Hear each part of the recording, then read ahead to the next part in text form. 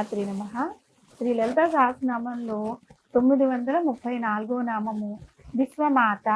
విశ్వమాత అంటే విశ్వ అంటే సమస్త విశ్వమునకు, మాత అంటే తల్లి. జగన్మాత ఈ సకల బ్రహ్మాండాలను, చతుర్దశ భువనాలతో కూడిన ఈ సమస్త విశ్వమును, అందులోని చరాచర జీవరాశులను, స్థావర జంగమాదులను ప్రసరించిన తల్లి కదా.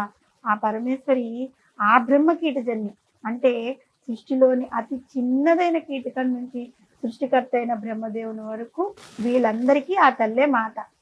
జగద్గురువులు ఆశంకరులు స్థాపించిన శృంగేరి పీఠంలో శరన్నవరాత్రులకు ముందు రోజున అంటే అమావాస్య నాడు మహాభిషేకం జరిగిన తర్వాత అమ్మవారిని జగత్ప్రసూతిగా అలంకరిస్తారనమాట.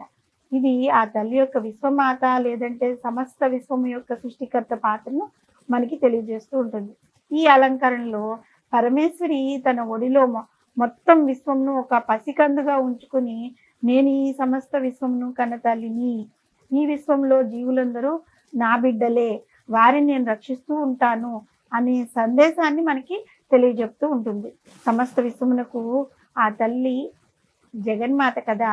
విశ్వం అంటే ఏంటి? విష్ణువు. ఇది విష్ణు సహస్రనామంలో మొదటి నామం కూడా. ఈ సమస్త విశ్వంలోనూ వ్యాపించి స్థితికర్తగా జీవులందరినీ పోషించువాడైన విష్ణువునకు మాత ఆ పరమేశ్వరి. మనకు వినీలాకాశంలో కనబడే సౌర కుటుంబం అంతా కూడా ఆకాశం నుండి ఆవిర్భవించింది కదా.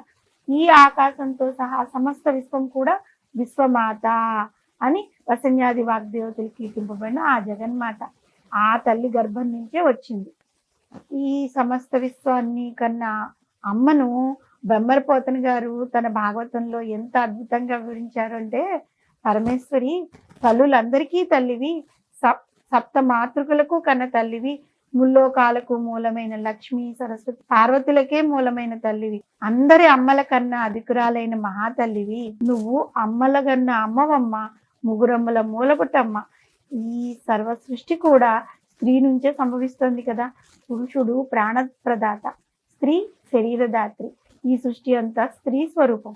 ఈ స్త్రీ స్వరూపమే మహాశక్తి, విశ్వమాత అని కీర్తింపబడిన అమ్మవారు. మాధుర్యంతో నిండిన మాతృత్వ గుణానికి కారణభూతురాలు. అటువంటి పరబ్రహ్మ స్వరూపమును మహాకవి పోతన భాగవతంలోని అష్టమ స్కందంలోని గజేంద్ర మోక్షంలో ఎంత చక్కగా వివరించారో కదా. అజం, అనాదిం, అవ్యయం, నిర్గుణము అయిన పరబ్రహ్మ స్వరూపములు సగుణ రూపమును దాల్చినట్లయితే పరమేశ్వరి, కామేశ్వరి మొదలైన రూపాల్లో మనకి కనబడుతూ ఉంటారు. సుందరుడైన పరమాత్మ పురుషుడు, సుందరి అయిన జగన్మాత ప్రకృతి పురుషుల సంయోగ ఫలితమే ఈ సమస్త విశ్వము. అటువంటి విశ్వమును కన్న తల్లి విశ్వమాత. కేవలం ఈ సమస్త విశ్వమును సృజించడమే కాక పాలించి రక్షించి తిరిగి మళ్ళీ కల్పాంత ప్రళయ కాలంలో తన గర్భంలో భద్రపరుచుకుంటుంది ఆ తల్లి విశ్వమాత.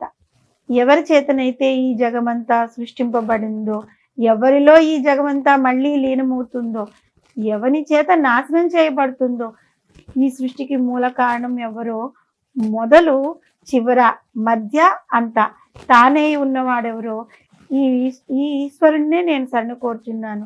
ఇదే విశ్వమాత అని కీర్తింపబడిన పరమేశ్వరి యొక్క తత్వం. సకల బ్రహ్మాండాలను, చతుర్దశ భువనాలతో కూడిన ఈ సమస్త విశ్వమును, అందులోని చరాచర జీవరాశులను, స్థావర జంగమాదులను ప్రసరించిన తల్లి. సృష్టిలో అతి చిన్నదైన కీటకం నుంచి సృష్టికర్త అయిన బ్రహ్మదేవుని వరకు కన్నమాత అయిన పరమేశ్వరిని విశ్వమాత అనే నామంతో స్మరిస్తూ ఉన్నట్లయితే మనకి ఎల్లప్పుడూ రక్షణ దొరుకుతుంది. ఆ తల్లి మనల్ని ఎప్పుడూ రక్షిస్తూ ఉంటుంది. శ్రీమాత్రే నమః.